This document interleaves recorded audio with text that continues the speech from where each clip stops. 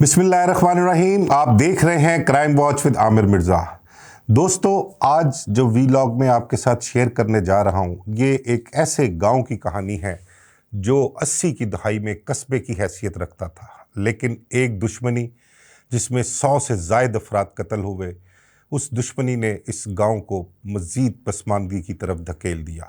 इस गांव के लोग नकल मकानी करने पर मजबूर हो गए। मजबूर क्या हो गए कि जिन दुश्मनदार ग्रुपों का होल्ड इस गांव पर हुआ करता था, वो अपने मुखालफिन के हामी अफराद को गांव से बाहर निकाल देते थे। मजबूरन लोगों ने दूसरे शहरों में जाकर रिहाइश इख्तियार कर ली और इस गांव को छोड़ दिया।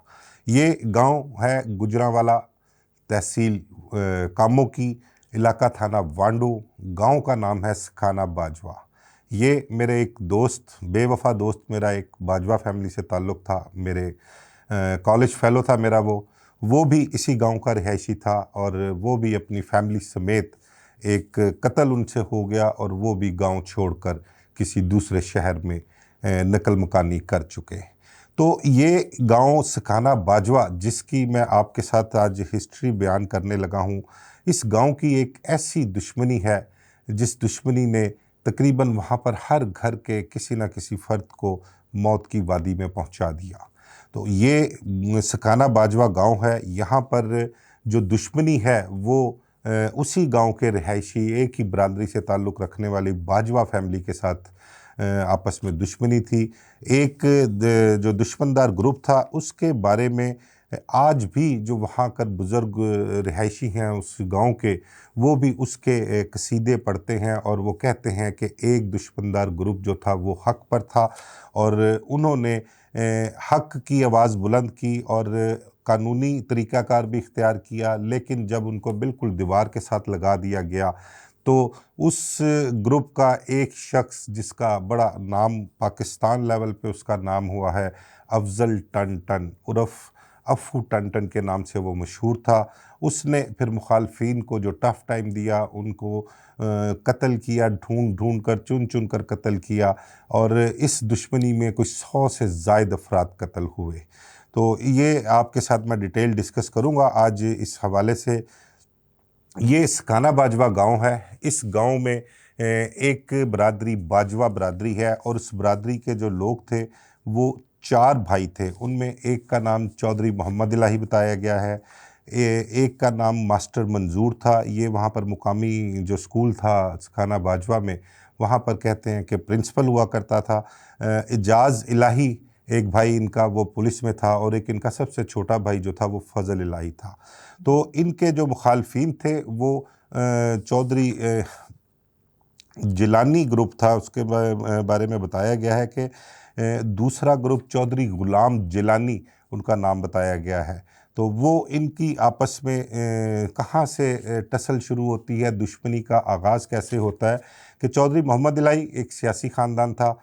वो वहाँ पर मुकामी इलेक्शन में खड़े हुआ करते थे, काउंसलर का या चेयरमैन का इलेक्शन वहाँ पर वो लड़ा करते थे और वो जीतता भी करता था।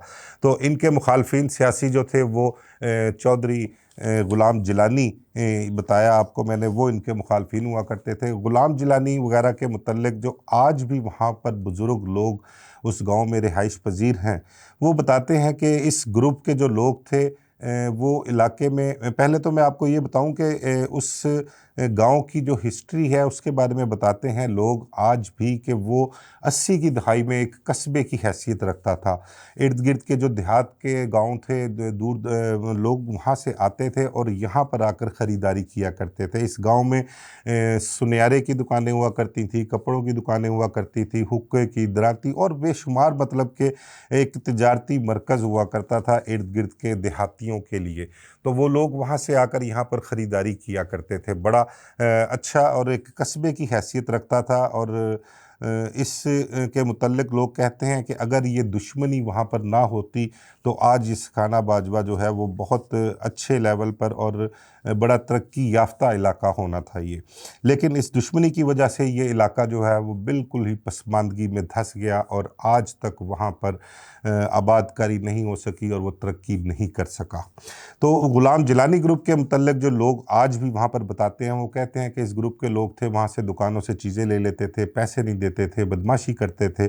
और जब इनकी दुश्मनी का आगाज़ हुआ तो चौधरी मोहम्मद इलाही जो है, इसके घर के पास एक जगह होती थी, वहाँ पर इन्होंने कब्ज़ा किया हुआ था और उस कब्ज़े की वजह से इनका झगड़ा हुआ। वो किसी गाँव के किसी दूसरे शख्स की जगह थी जहाँ पर कब्ज़ा था, तो उसकी इमदाद के लिए, उसकी मदद करने के लिए चौधरी मोहम्मद इलाही वग़ैरह, उसका भाई जो पुलिस में था, उन्होंने चौधरी ग़ुलाम जिलानी वग़ैरह के ख़िलाफ़ एक मुकदमा दर्ज करवाया और उनको जेल भी भिजवा दिया। वो कुछ अर्सा जेल में रहे। जेल से बाहर आने के बाद उनकी दुश्मनी जो है वो मज़ीद तूल पकड़ती गई और फिर होता ऐसे है कि चौधरी मोहम्मद इलाही जो है, उसका जो भाई मास्टर मंजूर, अच्छा मास्टर मंजूर जो है ये अपने ही इनकी बरादरी का एक वहाँ पर शख्स था जिसका नाम अफजल बाजवा था। अफजल बाजवा जो बाद में अफजल टन के नाम से मशहूर हुआ है, वो मास्टर मंजूर का बचपन का दोस्त था। इस फैमिली के साथ उनका बड़ा बरादरी भी थी, लेकिन बहुत अच्छा फैमिली के साथ ताल्लुक़ था अफजल बाजवा का। अफजल बाजवा पढ़ा लिखा नौजवान था, पढ़ा लिखा शख्स था। वो पहले पुलिस में भर्ती हुआ, फिर उसने पुलिस की नौकरी छोड़ने के बाद वो वापडा में भर्ती हो गया। तो वापडा की नौकरी वो करता था। मास्टर मंजूर के साथ उसका बचपन का याराना था, बाकी सारी फैमिली के साथ भी बहुत अच्छा ताल्लुक़ था। मास्टर मंजूर को जब चौधरी ग़ुलाम जिलानी ग्रुप की तरफ से कत्ल कर दिया जाता है, ये कोई 89 की बात है, 1989 में इसको कत्ल किया जाता है और इस कत्ल के बाद इनकी दुश्मनी का सही मायनों में आगाज़ होता है। चौधरी मास्टर मंजूर का जो भाई, जो सियासी असर व रसूख भी रखता था और सियासत में अच्छा नाम था उसका, बल्कि आज के जो बुज़ुर्ग हैं वो कहते हैं कि उस दौर में भी अगर चौधरी मोहम्मद इलाही एमपीए का इलेक्शन भी लड़ता तो उसकी रेपुटेशन इतनी अच्छी थी, लोगों के साथ उसने इतना अच्छा सलूक किया हुआ था कि वो बिला मुकाबला मुंतखब हो सकता था। तो चौधरी मोहम्मद इलाही ने अपने भाई मास्टर मंजूर के कत्ल का मुकदमा मुखालफिन पर दर्ज कराया और उन्होंने फ़ैसला ये किया कि वो कानूनी रास्ता अपनाएंगे, वो बदला नहीं लेंगे और वो उसने मुकदमा दर्ज करवाया और मुखालफिन को बहुत टफ़ टाइम दिया। तो मुकदमे की पैरवी से बाज रखने के लिए चौधरी मोहम्मद इलाही और उसके ख़ानदान को बड़ी धमकियां भी मिलती थी और बड़ा दबाव भी डाला जाता था, लेकिन उसने इनकार कर दिया। अब इस मुकदमे की पैरवी की वजह से चौधरी मोहम्मद इलाही जो है उसको भी कत्ल कर दिया जाता है उनके मुखालफिन की तरफ से और इस कत्ल की वारदात में कुछ 6 लोगों को भी साथ चौधरी मोहम्मद इलाही के कत्ल कर दिया जाता है। अब इस कत्ल के मुकदमा भी उन्हीं मुखालफिन के ऊपर दर्ज होता है। वो मुखालफिन भी सियासी असर व रसूख रखते थे। पीपल्स पार्टी का वो दौर बताते हैं कि उस टाइम पीपल्स पार्टी का दौर था, इनकी दुश्मनी बड़ी अरूज पर थी। कुछ लोगों ने कोशिश भी की कि इनकी सुलह हो जाए, लेकिन सुलह जो है वो तोड़ तक नहीं पहुंच सकी। अब एक इनका भाई, मैंने आपसे ज़िक्र किया कि पुलिस में था, वो उसका नाम एजाज़ इलाही था। उसने अपने भाइयों के कत्ल के जो 2 मुकदमात थे उनकी पैरवी जो थी वो शुरू कर दी। अब उस पैरवी में भी उनको टफ़ टाइम मिला, वो मुखालफिन इश्तिहारी हो गए, भाग गए, कुछ को पकड़े गए, इस तरह से इनके मामला चलते रहे। लेकिन जब मुखालफिन को समझ लगी कि वो उनकी जान नहीं छुटनी तो उन्होंने एजाज़ इलाही को भी उसके 2 साथियों समेत कत्ल कर दिया जब वो अदालत पर पेशी से वापस आ रहे थे। तो ये एक दुश्मनदारी का सिलसिला चलता रहा। चौधरी मोहम्मद इलाही का ख़ानदान जो था वो कोशिश करता रहा कि अपना कानूनी तरीके से जंग लड़ी जाए और इनको कानून के मुताबिक कटहरे में लाकर सज़ा दिलवाई जाए। अब चौधरी मोहम्मद इलाही के ख़ानदान में एक ही भाई उनका फ़ज़ल इलाही रह गया था। वो नौजवान था, कोई उस वक्त उसकी उम्र 20-22 साल बताई गई है, उस वक्त नौजवान था। और ये अफजल टन ये अब इसका किरदार यहाँ से शुरू होता है। इन कोई 8-9 कत्ल जो हो जाते हैं, तकरीबन 10 कत्ल हो गए, 3 भाई कत्ल हो गए और साथ उनके जो साथी थे, कुछ 7-1 लोग वो कत्ल हुए। तो उसके बाद जो इलाके के रिहायशी थे, जो उनकी बरादरी के लोग थे, वो उन्होंने अफजल टन को कहते हैं कि ताने देने शुरू कर दिए कि तुम्हारे दोस्त, तुम्हारी बरादरी, तुम्हारी अजीज़दारी भी है, उनको मुखालफिन ने कत्ल कर दिया, उनको लोगों को उनको गांव से दर-बदर कर दिया, तो तुम किस चीज़ का तुम्हारा ताल्लुक़ है उनसे? कैसे तुम उनके दोस्त हो के उनका बदला भी नहीं ले सकते? तो उसको ताने देते थे। तो उसके बाद जो है अफ़ज़ल टन ने क्या किया, उसने अपना एक ट्रैक्टर फ़रोख्त किया, अपने मवेशी फ़रोख्त किए, बीवी का कहते हैं ज़ेवर भी फ़रोख्त किया, और वो फ़रोख्त करने के बाद उसने असलहे की ख़रीदारी की। असलहे की ख़रीदारी करने के बाद उसने मुखबरी ली कि उसके जो मुखालफिन हैं वो कहाँ पर मौजूद हैं। पता लगा कि वो घर में मौजूद हैं, तो उसने घर में घुसकर अपने 3 मुखालफिन को, जो उसके चौधरी मोहम्मद इलाही, मास्टर मंजूर और एजाज के जो कातिल थे, उनमें से 3 अफराद को घर में घुसकर कत्ल कर दिया। और जब ये कत्ल की वारदात होती है, तहरे कत्ल की वारदात, तो इसके बाद अफ़ज़ल बाजवा जो था वो अफ़ज़ल टन के नाम से मशहूर होता था। उसको लोग कहते थे तू ऐसे ही टाई टाई करता फिरता है, तूने करना कुछ नहीं है। उसके बाद इसने कहा था कि अब टाई टाई ख़त्म और आज के बाद टन टन होगा, जिसके बाद इसका नाम अफ़ज़ल टन पड़ गया था।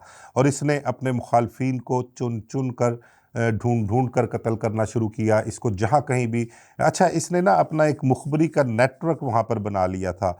जब इसने तेरे कत्ल की वारदात की तो मुखालफिन जो थे वो गांव छोड़कर किसी दूसरे इलाके में चले गए। तो इसने मुखालफिन के लिए अपने एक मुखबरी का नेटवर्क तैयार किया। इसने काफ़ी तादाद में अपने इन्फॉर्मर जो थे वो इकट्ठे किए और उनको अपने मुखालफिन के पीछे लगा दिया। जहाँ कहीं भी इसको इतला मिलती थी अपने मुखालफिन की, ये उनके पीछे चढ़ जाता था और वहाँ पर कोई 1 नहीं, 2 नहीं, 10-10, 11-11 लोगों को इसने कत्ल किया। डस्का जाते हुए इसने कुछ लोगों को 5-6 लोगों को कत्ल किया।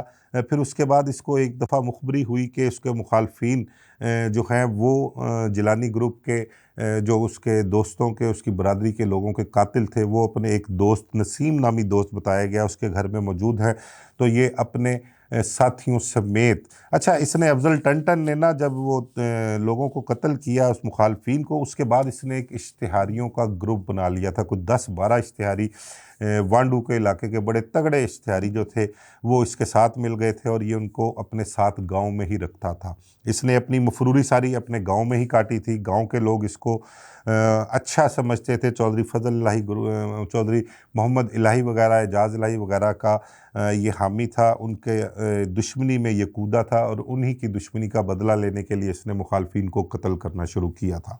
अब अफ़ज़ल टन को जब इत्तला मिलती है कि वो उसके मुखालफिन अपने किसी दोस्त के घर मौजूद हैं, तो ये वहाँ पर इश्तिहारियों के साथ हमला आवर होता है। हमला आवर होने के बाद ये वहाँ पर कोई 10-11 लोगों को जाकर कहते हैं कि कत्ल कर देता है वहाँ पर।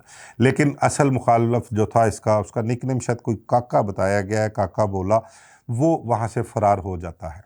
तो ये इसकी दुश्मनी का सिलसिला चलता रहा। इन दोनों ग्रुपों को जब भी कहीं, जहाँ कहीं भी मौका मिलता था, ये उनको एक दूसरे को कत्ल करने से गुरेज नहीं करते थे, फौरी तौर पर हमलावर होकर अपना मकसद पूरा कर लेते थे। इन दुश्मनी की वजह से कोई 100 से ज़ायद कहते हैं कि कत्ल हो चुके हुए हैं। और जब भी कोई ग्रुप किसी दूसरे पर हावी होता था, मतलब कि जैसे अफ़ज़ल टन अपने मुखालिफ ग्रुप पर हावी हुआ है, वो ग्रुप गांव छोड़कर भाग गया है, तो अब वो क्या करते थे, दोनों ग्रुपों के मुतल्लिक़ लोगों ने वहाँ पर बताया है कि ये करते क्या थे कि गांव में जितने भी हामी होते थे जिस ग्रुप के, उनको जो हावी ग्रुप होता था वो उस गांव से बाहर निकाल देता था। लोगों का ये कहना है कि इस गांव में खौफ की ये अलामत हुआ करती थी कि एक टाइम पर हुकूमत ने इस इलाके को रेड जोन और नो गो एरिया करार दे दिया था। यहाँ पर एक पुलिस चौकी भी कायम थी, लेकिन उस पुलिस चौकी का भी मैं आपको बताता हूँ कि वहाँ पर क्या होता था, जो मुलाजिम वहाँ पर तैनात थे वो क्या किया करते थे, वो भी आपके साथ डिस्कस करता हूँ। तो जो इस गांव के रिहायशी हैं खाना बाजवा के, जो आज जिनकी उम्र 60-60, 70-70 साल है, वो बताते हैं कि गांव में जितने भी रिहायशी लोग हुआ करते थे, उस वक्त कहते हैं कोई 400-500 घर हुआ करता था इस गांव में, और ये कस्बे की हैसियत रखता था। तरक्की याफ्ता गांव था, बड़ा अच्छा इलाका था, लोगों का बड़ा अच्छा रोज़गार था। इर्द गिर्द के देहातों से लोग यहाँ पर ख़रीदारी करने आया करते थे। लेकिन इस दुश्मनी के बाद हुआ ये कि यहाँ पर 2-2 दिन 3-3 दिन मुखालफिन की आपस में फायरिंग हुआ करती थी। एक दुश्मनदार ग्रुप स्कूल में बैठा होता था, दूसरा दुश्मनदार ग्रुप अस्पताल में बैठा होता था और दोनों तरफ से एक दूसरे पर फायरिंग होती थी। 2-2 3-3 दिन लोग घरों में महसूर हुआ करते थे, घर से बाहर नहीं निकलते थे, अपने डेरों पर नहीं जा सकते थे। वहाँ पर जो उनके डंगर मवेशी होते थे, ना उनको चारा दे सकते थे, ना उनका दूध चोते थे। तो यहाँ पर जो कारोबार था और ज़िंदगी का निज़ाम जो था वो इस तरह से चल रहा था। और यही वजह हुई कि यहाँ पर जो लोग अपना रहते थे, रिहाइश पजीर थे, उन्होंने यहाँ से नकल मकानी करनी शुरू कर दी, दूसरे शहरों में आबाद हो गए, दूसरे देहातों में चले गए और ये गांव जो है वो पसमानदगी में धंस गया। तो यहाँ पर दुश्मनी जो इनकी थी वो इतनी खौफनाक थी, इस कदर दहशत ज़दा थे लोग। पुलिस भी कई कई दिन तक जो है मतलब उन इत्तला भी मिलती थी कि वहाँ पर कोई फायरिंग हो रही है, दुश्मनदारी है, तो वहाँ पर नहीं जाया करती थी। अगर जाना भी है तो पुलिस ने पुल के पीछे वहाँ पर कोई नाला डेक है, वो उस पर कोई पुल बनवाया था अफजल टन ने, वहीं पर वो रुक जाते थे और कोशिश करते थे कि किसी न किसी तरीके से सियासी अफराद जो हैं उनको बीच में डालकर मैनेज किया जाए और पुलिस जाकर मामलात को टेक ओवर करे या उनकी फायरिंग रुकवाए। एक दफ़ा अफजल टन ग्रुप के ऊपर उसके मुखालफिन के कुछ 40-50 लोगों ने कहते हैं हमलावर हुए गांव पर, बड़ी शदीद फायरिंग हुई, 2-3 दिन तक ये फायरिंग चलती रही। और जो मुखालिफ ग्रुप जो हमलावर हुआ था उसने एक हॉस्पिटल पे कब्ज़ा कर लिया, हॉस्पिटल में पनाह ली, हॉस्पिटल में कुछ बच्चों को उन्होंने यरगमाल बना लिया था। ये बड़ा मशहूर वाक़या हुआ था और अफजल टन जो था वो शदीद गुस्से में था अपने साथियों के समेत। उसकी कोशिश ये थी, उसकी ये प्लानिंग थी कि इनको मुखालफिन जो वहाँ पर हॉस्पिटल में मौजूद हैं जिन्होंने बच्चों को यरगमाल बनाया है, उसकी कोशिश थी कि बच्चों को वहाँ से छुड़वा कर तो इनके मुखालफिन को हॉस्पिटल में ही ज़िंदा जला दिया जाएगा। ये उसकी प्लानिंग थी। लेकिन कुछ सियासी अफराद बीच में शामिल हुए। मुखालफिन का ही एक शख्सियत, कहते हैं उस दौर में पीपल्स पार्टी की हुकूमत में एक अहम शख्सियत थी, उसने अपना किरदार अदा किया और पुलिस को साथ लेकर अफजल टन को गाँव के जो दीगर मौज़ीन थे उनकी मदद से उसको समझाया और फिर उन लोगों को हॉस्पिटल से अपनी ज़िम्मेदारी पर निकाल कर वो वहाँ से ले गए थे। तो ये एक बड़ा मशहूर वाक़या था वहाँ पर।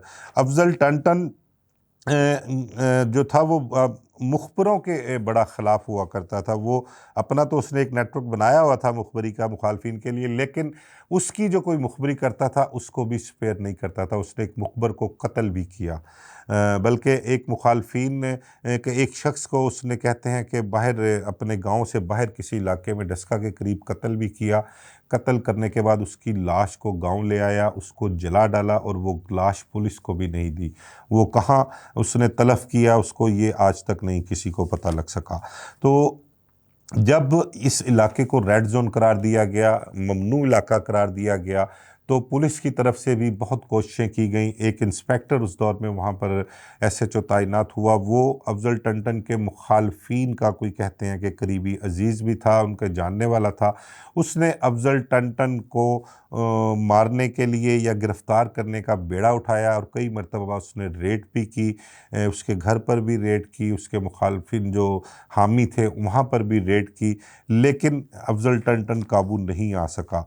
अफजल टन ने वहाँ पर जो वहाँ के पुराने रिहायशी लोग हैं वो बताते हैं कि एक नाला डेक है, वहाँ पर एक पुल बनवाना था, तो वो अफजल टन ने अपने ज़ाती ख़र्चे पर वो पुल बनवाया था। और इस यही नहीं बल्कि उसने इलाके में अपना इस दुश्मनी से पहले एक अमन कमेटी भी बनवाई थी मास्टर मंजूर के साथ मिलकर, जिसकी वजह से उनकी सियासी पोजीशन बड़ी मुस्तहकम हो गई थी और मुखालफिन को इस चीज़ का भी बहुत रंज था और वो गाहे बगाहे इनके साथ किसी ना किसी बात पर कोई ना कोई तनाज़ा खड़ा कर दिया करते थे। अब इसने पुल बनाया, मैंने आपसे जिक्र किया था कि पुलिस चौकी थी, उस पुलिस चौकी में जो मुलाजिम तैनात हुआ करते थे उसमें मुलाजमीन के बारे में बताते हैं कि अफजल टन जो है वो रात को मस्जिद में ऐलान करवाता था कि सुबह पुल की तामीर के लिए इतने पुलिस मुलाजिम चाहिए जो वो वहाँ पर मेहनत मजदूरी करेंगे। वो 5, 7, 10 मुलाजिम जो होते थे वो सुबह वहाँ पर पुल पर मजदूरी के लिए पहुँचा करते थे और वहाँ से मजदूरी शाम को अपनी दिहाड़ी भी लिया करते थे। तो अफजल टन ने अपनी ज़ाती जेब से ज़ाती ख़र्चे पर वहाँ पर ये पुल बनवाया था। अफजल टंडन इर्द गिर्द के लोगों के लिए, उस गांव के लोगों के लिए उनकी नज़र में एक अच्छा किरदार था और लोगों के काम भी किया करता था, जबकि दूसरे ग्रुप के बारे में लोग जो थे वो अच्छी राय नहीं रखते थे। अभी भी जो लोग वहाँ पर रिहाइश पजीर हैं वो जो जिलानी ग्रुप था, गुलाम जिलानी ग्रुप, उनके मुतल्लिक अच्छी राय नहीं रखते। वो आज भी अफजल टंडन को इज़्ज़त देते हैं और उसके कसीदे पढ़ते हैं और उसके जो अच्छे काम थे वो लोगों को बताते हैं, बयान करते हैं। अब राशिद सिंधु जो इंस्पेक्टर था वो काफ़ी कोशिशों में था अफजल टंडन के लिए।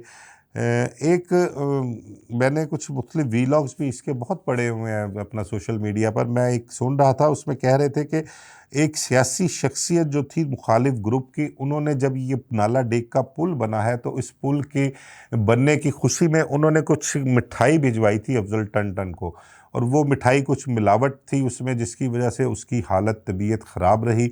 और ठीक उसके 2 दिन बाद जो है पुलिस ने वहाँ पर धावा बोला अफजल टंडन के गिरफ़्तारी के लिए, और उस धावे के दौरान पुलिस ने सारे गांव को मुहासरा किया, गांव को लपेट में अपने इर्द गिर्द जितने भी थे रिहाइश पजीर लोग, उनको घरों से बाहर निकल से मना कर दिया, मसाजिद में ऐलानात करवाए और अफजल टंडन के गिर्द घेरा तंग कर दिया। अफजल टंडन अपने 2 साथियों के साथ कहते हैं वहाँ पर मौजूद था। उसने पुलिस का मुकाबला भी बहुत किया, लेकिन एंड ये हुआ कि वो पुलिस के साथ मुकाबले में मारा गया।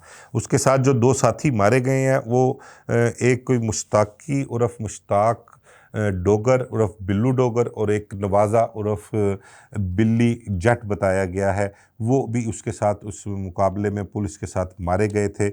और आज भी इस किरदार के बारे में जो मुकामी लोग गुफ्तगू करते हैं वो अपना मुस्बत गुफ्तगू करते हैं, लेकिन उनका ये कहना है कि हमारा ये एक गांव तारीख़ी गांव था, इसकी एक तारीख़ है, ये बड़ा अच्छा तरक्की याफ्ता इलाका था, लेकिन इस एक दुश्मनी की वजह से यहाँ पर रहने वाले लोग, बाजवा बरादरी के लोग जो थे वो सैकड़ों ख़ानदान जो हैं यहाँ से नकल मकानी कर गए, और ये इलाका जो है हमारा आज भी पसमानदगी में शुमार होता है। इसकी तरक्की जो है वो नहीं हो सकी और ना ही आगे भी मुस्तकबिल में लगता है कि इसकी तरक्की होगी, क्योंकि आज के भी जो हालात वहाँ के बताते हैं वो मुकामी लोग, वो कहते हैं कि यहाँ पर इतना ये जुराइम पेशा लोगों का और दुश्मनदारों का इलाका बन चुका है कि आज भी वहाँ पर कोई ऐसा शख्स नहीं है जिसके पास असलहा ना हो। वहाँ का एक बुज़ुर्ग शहरी फ़ारूक नाम का शहरी है, उनका कहना है कि एक मिरासी हमारे गांव का, उसके पास सिर्फ एक जानवर था और वो जानवर बेचकर उसने क्लाशनकोफ ख़रीद ली। क्लाशनकोफ जब उसने ख़रीदी तो देहातियों ने उससे पूछा, गांव के लोगों ने, कि तेरे पास तो एक ही जानवर था, तू क्या करेगा, खाए पिएगा कहाँ से, किस तरह से गुजर औकात होगी, तूने लेके असला ख़रीद लिया।